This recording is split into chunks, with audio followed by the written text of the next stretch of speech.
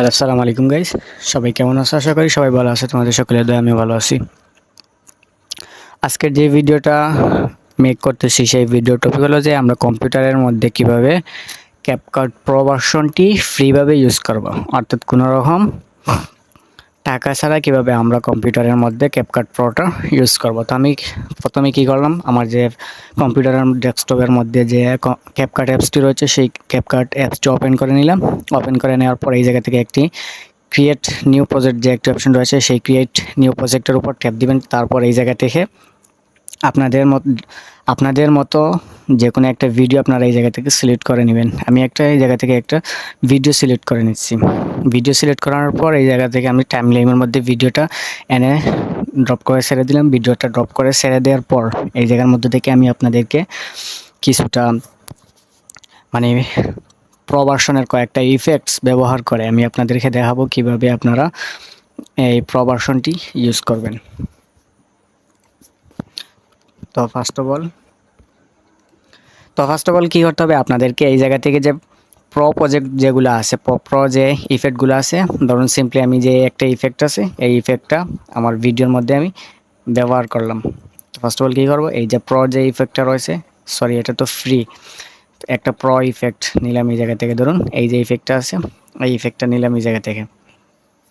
ভিডিওটা কিন্তু একটু লম্বা হবে যেহেতু আপনাদেরকে বোঝাতে হচ্ছে, ফার্স্ট টু লাস্ট আপনাদেরকে বোঝাতে হবে, তো এই জন্য ভিডিওটা একটু লম্বা হতে পারে। তো আপনারা কিন্তু ধৈর্য সহকারে ভিডিওটা দেখবেন, একদম ফার্স্ট টু লাস্ট আমি আপনাদেরকে দেখাবো। তো এই জায়গা থেকে আমি 2-3টা কিন্তু ফিল্টার নিয়ে নিচ্ছি, 2-3টা নিলে আপনাদেরকে বুঝতে সুবিধা হবে। তো এই জায়গা থেকে এই যে প্রো আরেকটা রয়েছে এই প্রোটা নিলাম, অলরেডি 2টা নেওয়া হয়ে গেছে আর আমি এই জায়গা থেকে নিতে চাচ্ছি না। তো কী করবেন, এই জায়গা থেকে আপনাদের এই যে এক্সপোর্ট যে আছে এই এক্সপোর্টের মধ্যে যদি আপনারা ট্যাপ দেন, ট্যাপ দেওয়ার পর এই জায়গার মধ্যে কী দেখাচ্ছে দেখুন, এই জায়গার মধ্যে থেকে দেখাচ্ছে যে আমরা 2টা ফিল্টার নিয়েছি প্রো।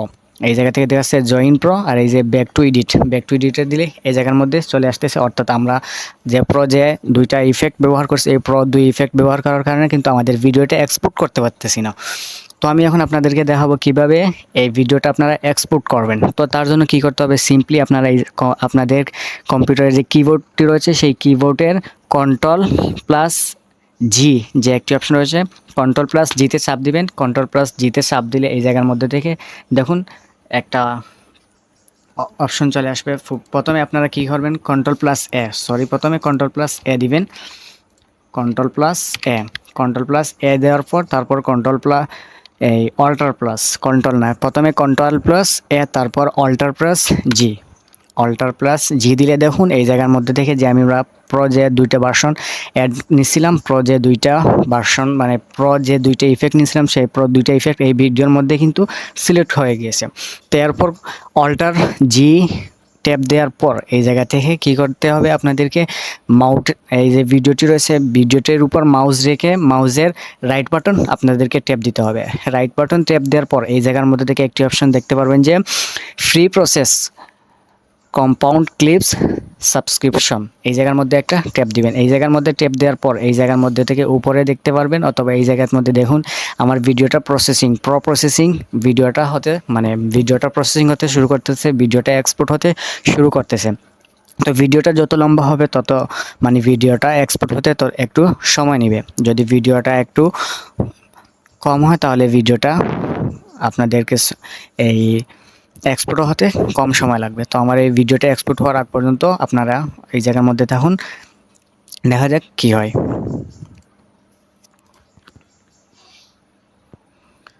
তো সো গাইজ অলরেডি কিন্তু আমার যে ভিডিওটা রয়েছিল সেই ভিডিওটা অলরেডি কিন্তু এক্সপোর্ট হয়ে গেছে। এখন আমি দেখাবো যে এই ভিডিওটা এক্সপোর্ট হয়ে কোথায় গিয়েছে, আমরা এই ভিডিওটা কোথায় খুঁজে পাবো।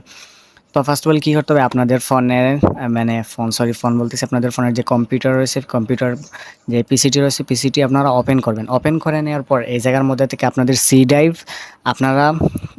ড্রাইভের মধ্যে আপনাদেরকে ফোল্ডারটি আপনাদের খুঁজতে হবে, বাট আমার এই জায়গা থেকে সি ড্রাইভে খুঁজতে হয় না। আমি আমার এই জায়গার মধ্যে আমার একটা মেমোরি কার্ড রেখেছিলাম, সেই মেমোরি কার্ডের কিন্তু আমি এটা পেয়ে যাই। রিসোর্সে আসার পর এই জায়গা থেকে কম্পিউটেশন আসার পর এই জায়গার মধ্যে দেখুন আমি যে ভিডিওটা এখন মেক করেছিলাম সেই ভিডিওটা কিন্তু অলরেডি এই জায়গার মধ্যে থেকে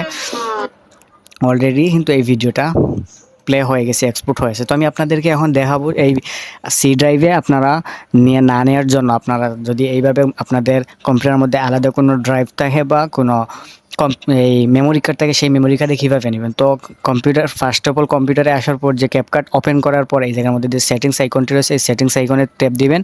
তারপর এই জায়গা থেকে এই জায়গায় সেটিংস আসার আগে আমি একটা কথা বলেন, এই জায়গা থেকে যে ভার্সনটি দেখতে পাচ্ছেন একদম নিউ ভার্সন, কিন্তু এই ক্যাপকাটের নিউ ভার্সনটি আপনারা ইউজ করতে পারবেন। আমি একদম কম্পিউটারের মধ্যে ক্যাপকাটের যে নিউ ভার্সনটি রয়েছে সেই নিউ ভার্সনটি কিন্তু ইউজ করতেছি। তো এই জায়গা থেকে আপনারা সেটিংস আছে, সেটিংসে ট্যাপ দিবেন। সেটিংসে ট্যাপ দেওয়ার পর এই জায়গা থেকে আপনারা একটু নিচের দিকে একটি অপশন দেখতে পারবেন যে এই জায়গা থেকে পারচেজ সেভ পার্ট, এই জায়গা থেকে আপনাদের এই কম্পিউটারের এই জায়গা থেকে আপনাদের এই যে পিসি আছে, এই পিসি আসার পর এই জায়গা থেকে আপনাদের যে কম্পিউটারটি রয়েছে, কম্পিউটারের আলাদা যে কোনো যদি কোনো মেমোরি থাকে তো আলাদা মেমোরি কার্ডে আসার পর এই মেমোরি কার্ডের মধ্যে আপনারা কিন্তু সিলেক্ট করে দিবেন। তো আমি এই জায়গার মধ্যে থেকে এসে এই নিউ ফোল্ডারটি সিলেক্ট করে দিয়েছিলাম। দেখুন এই যে নিউ ফোল্ডারটি আছে এটা সিলেক্ট করে দিয়েছি। সিলেক্ট করে দেওয়ার পর এই জায়গা থেকে নিচে যে সেভ বাটনটি আছে এই সেভ বাটনে আপনারা ট্যাপ দিবেন। সেভ বাটনে ট্যাপ দিলে কি হবে, আপনাদের কম্পিউটারের যে সি ড্রাইভটি রয়েছে সেই সি ড্রাইভের মধ্যে যাবে না, কিন্তু এই ভিডিওটা এক্সপোর্ট হয়, এই যে ভিডিওটা এক্সপোর্ট হয় একদম আপনারা যে ফাইল লোকেশনটি সেট করে দিবেন সেই ফাইল লোকেশনের মধ্যে গিয়ে কিন্তু সেভ হবে। আশা করি ভিডিওটি আপনারা বুঝতে পারছেন। যদি ভিডিওটি নাও বুঝে থাকেন তাহলে কিন্তু কমেন্ট বক্সে এসে কমেন্টস করবেন। এর পরবর্তীতে কোনো